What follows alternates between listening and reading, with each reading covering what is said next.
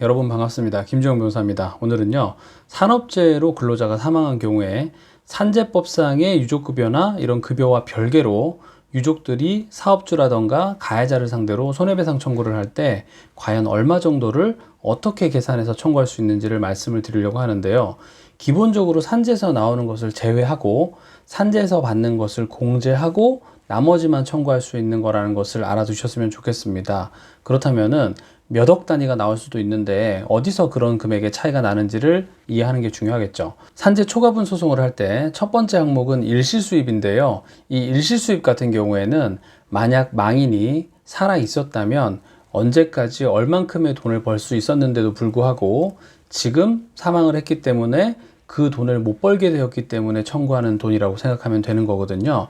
예를 들어서 월 300을 버는 사람이었는데 이 사람이 가만히 생존해 있었다면은 적어도 65세까지는 월 300씩 벌었을 텐데 지금은 사망하는 바람에 그 돈을 벌지 못하게 되었으니까 유족들은 그만큼의 돈을 청구할 수 있다는 것이고, 이때 산재에서 받은 유족급여를 해당 일시수입에서 공제를 하고 차액분에 대해서 청구를 하면 되는 것이죠. 그리고 일시수입과 별개로 위자료 항목도 청구할 수가 있게 되는 건데요.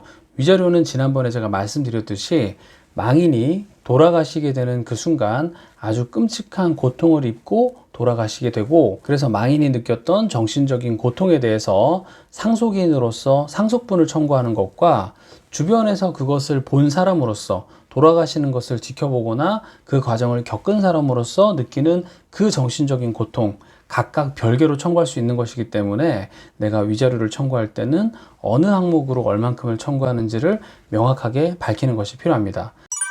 자, 그렇다면 어느 경우라도 유족은 큰 금액을 청구하기 원할 텐데 그 금액을 크게 키우기 위해서는 어떤 것을 잘 입증해야 되는지를 말씀드리는 게 좋을 것 같아요. 만약 돌아가신 분께서 일용직으로 일하다가 사망을 하셨다라고 한다면 도시일용노임으로 해서 65세까지 계산한 돈을 일시수입으로 청구를 하고 거기서 유족급여를 공제하면 되는 겁니다. 그리고 위자료는 1억이나 1억 5천 범위 내에서 청구를 하면 되겠죠. 그런데 회사에서 업무를 보다가 사망한 경우에는 일용직으로 처리하는 것보다 그 회사에서 실제로 받았던 돈, 그리고 이 사람이 한 달 전부 다 일하는 것으로 계산한 돈, 그 돈을 청구하는 것이 더 나은 경우가 있을 수 있습니다. 그렇다면 이때는 몇 세까지 그 회사에 다니는 것으로 보아서 청구를 할 것인가가 문제가 되는데요. 만약에 정년이 63세인 직장에 있다면 63세까지는 그 회사에서 계속 일해서 돈을 받는 걸로 계산을 하면 될 것이고, 나머지 63세부터 65세까지는 도시일용으로 정리를 하면 될 것이고요. 만약에 그 회사의 정년이 60세다라고 한다면 60세까지는 그 회사에서 일하는 것으로 하고 그 이후의 기간에 대해서는 도시일용으로 정리를 하면 되는 거겠죠. 이때 반드시 기억해야 되는 것은 정규직으로 만 60세까지 혹은 그 이상까지 일하기로 되어 있었던 분들은 일실퇴직금 명목으로 제대로 계산해서 청구를 해야 된다는 것을 꼭 기억을 하셨으면 좋겠고요. 또 하나 우리가 생각해 봐야 되는 것은 돌아가신 분께서 전기와 관련된 아주 특수한 전문 직종에 종사를 하고 계시다가 그때 사고로 돌아가셨다던가 아니면 굴착기 같은 것들을 운전하다가 그것으로 인해서 사망을 한 경우에 이런 분들에 대해서는 일시수입에 대해서 산정을 함에 있어서 실제로 굴착기 운전을 하시는 분이 굴착기 운전을 하시다가 사망을 한다던가 아니면 전기와 관련된 특수한 직종을 수행하시던 분이 그런 일을 하다가 돌아가신 경우에는 그런 분들의 자격증이 있다라는 것을 고려하고 그런 분들이 실제로 그런 일을 하다가 돌아가셨다는 점 등을 고려해가지고 해당 직종의 통계소득을 기초로 해서 일시수입을 산정하는 것도 인정하는 경우가 많으니까요. 만약 돌아가신 분이 아주 특수한 직종에 근로하고 계시기 때문에 임금을 어떻게 보느냐에 따라서 아주 큰 금액으로 보상금 차이가 날 것 같다고 한다면 그분에 대해서 산재 초과분에 대한 소송을 하실 때는 반드시 전문적인 변호사와 꼭 상담을 한번 해보시고 진행을 하셨으면 좋겠습니다. 제가 산재 사고와 관련해서 꼭 말씀드리고 싶은 것은 누군가가 사망을 하셨다면 거기에는 보통은 누군가의 가해 행위 혹은 누군가의 잘못이 개입되어 있을 여지가 매우 크기 때문에요.